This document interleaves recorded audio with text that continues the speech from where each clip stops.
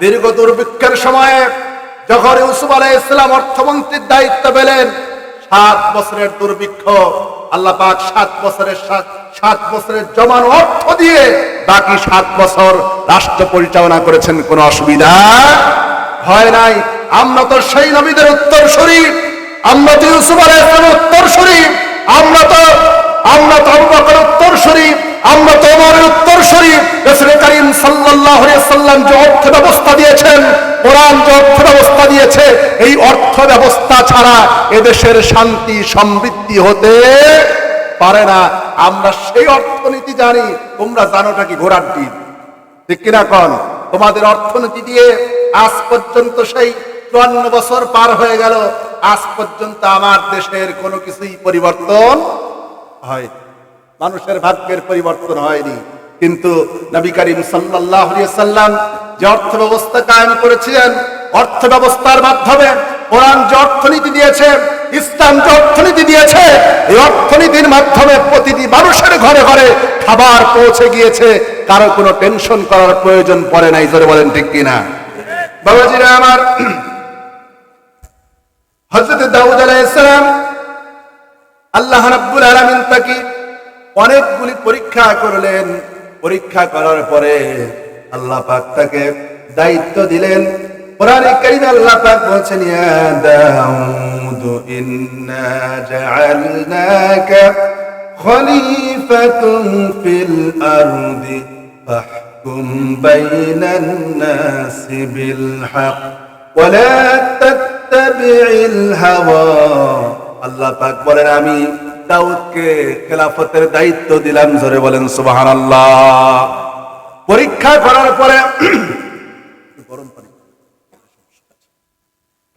করার পরে দাউদ আলাইহিস সালাম যখন পরীক্ষায় উত্তীর্ণ হলেন, আল্লাহ পাক বলেন, আমি তাকে খেলাফত দিলাম।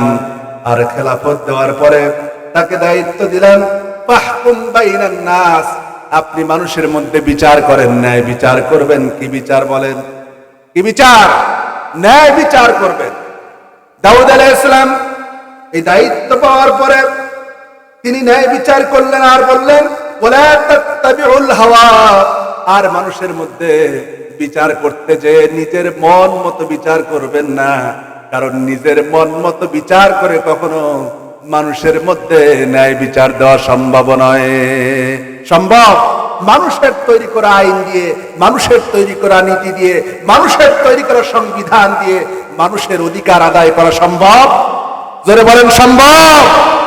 কারণ আমরা তো দেখলাম বিগত 54 বছর পর্যন্ত কত চেষ্টাই করলো মানুষের অধিকার প্রতিষ্ঠিত করার জন্য, ন্যায় বিচার প্রতিষ্ঠিত করার জন্য, মানুষের ভিতরে ইনসাফ প্রতিষ্ঠিত করার জন্য।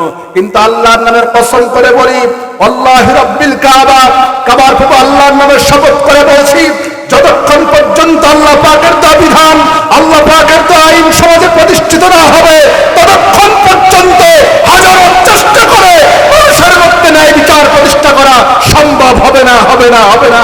জোরে বলেন ঠিক কিনা?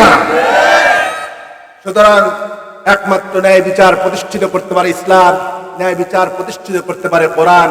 কোরআন দ্বারাই একমাত্র ইসলাম পন্থীরাই ন্যায় বিচার এ জনগণকে উপহার দিতে পারে। জোরে বলেন ঠিক কিনা?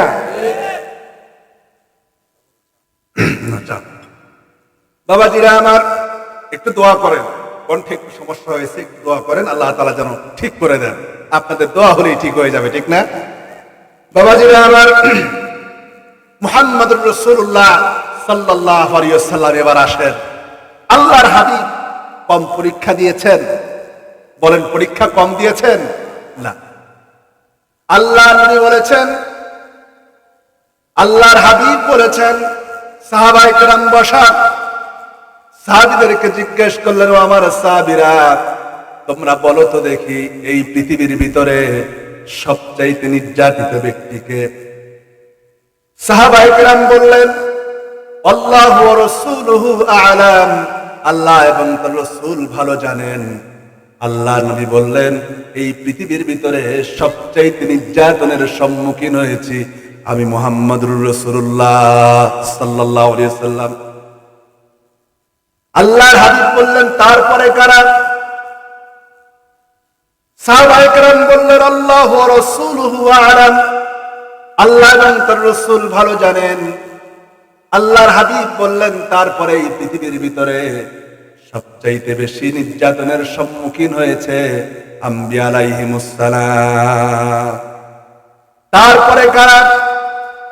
আল্লাহর নবীজি বললেন তারপরে এই পৃথিবীর ভিতরে তারাই সবচাইতে নির্যাতন আর নিপীড়নের সম্মুখীন হবে যারা নাকি আমার এবং তোমাদের সবচাইতে অনুসরণের দিক থেকে, সুন্নাহ মানার দিক থেকে যারা আমার সবচাইতে নিকটবর্তী হবে তারাই পৃথিবীতে সবচাইতে বেশি নির্যাতনের সম্মুখীন হবে।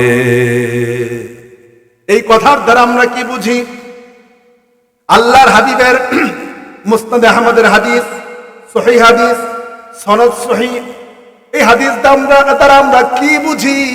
হাদিস দ্বারা আমরা বুঝতে পারি এই পৃথিবীতে হক দল কোনটা, সঠিক দল কোনটা, এটাকে চেনার জন্য আল্লাহর হাবিব সরাসরি মানদণ্ড বর্ণনা করে দিয়েছে, ঠিক না? মানদণ্ড দিয়েছেন রাসূলুল্লাহ সাল্লাল্লাহু আলাইহি ওয়াসাল্লাম। এই পৃথিবীর ভিতরে সঠিক দল কোনটা এটা বোঝার জন্য এর চাইতে উত্তম মানদণ্ড আর কিছু হতে পারে? জোরে বলেন পারে? তাহলে আমরা যদি লক্ষ্য করি আমার দেশের সবচাইতে ইসলামপন্থীদের ভিতরে সবচাইতে নির্যাতিত দল কোনটা, নিপীড়িত দল কোনটা, এটা দেখলে পরে আমাদের দৃষ্টিগোচর হতে মোটেও বেশি সময় লাগে না, ঠিক না? স্পষ্ট হয়ে যায় যে আসলে কোনটা সঠিক দল, কোনটা ব্যাঠিক দল, কারা ইসলামের পক্ষে আছে, কারা রাসূলুল্লাহর সুন্নাতের উপরে টিকে আছে। এটা বোঝার জন্য এর চাইতে বেশি কিছু আর দরকার। এখন আসেন, কথা বোঝা লাগবে, সামনে কিছু গুরুত্বপূর্ণ কথা আছে। আল্লাহর হাবিব মক্কায় নির্যাতিত হলেন, নিপীড়িত হলেন। আল্লাহর হাবিব নিপীড়িত হওয়ার পরে আল্লাহ পাক তার হাবিবকে একটা দোয়া শিখালেন।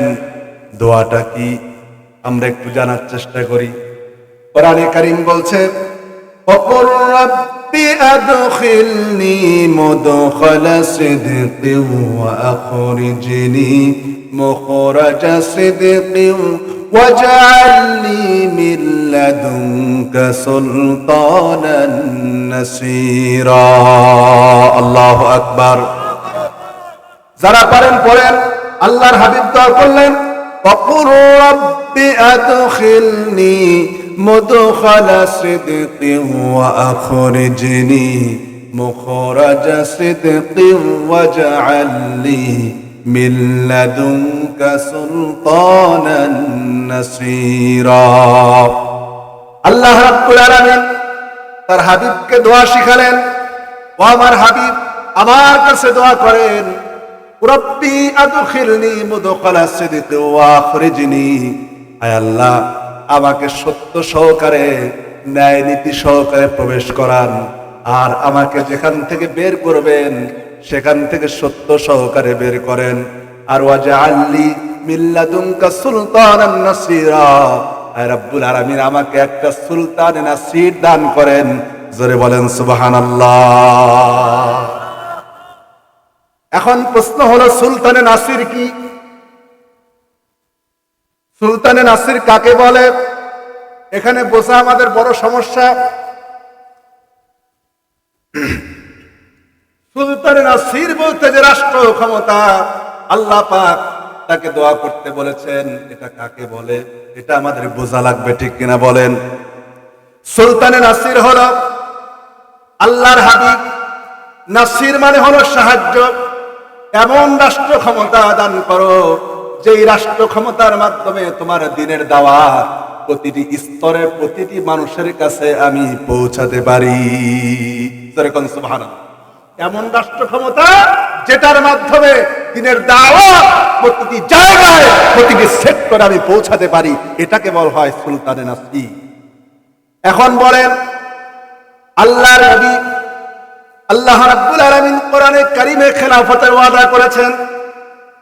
আল্লাহর হাবিব কি মদিনায় যাওয়ার পরেই খেলাফত কায়েম করেছিলেন? কেউ কি বলতে পারবে? খেলাফত কায়েম করেছিলেন? না।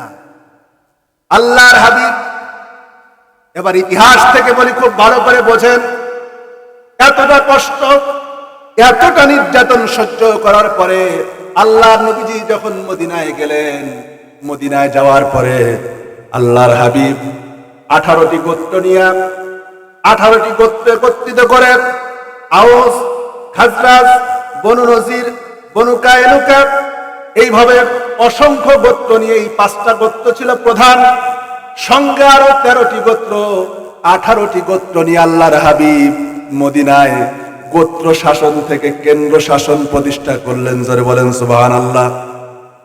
কেন্দ্র শাসন করলেন, আর এই কেন্দ্র শাসনের প্রধান যিনি হলেন তিনি হচ্ছেন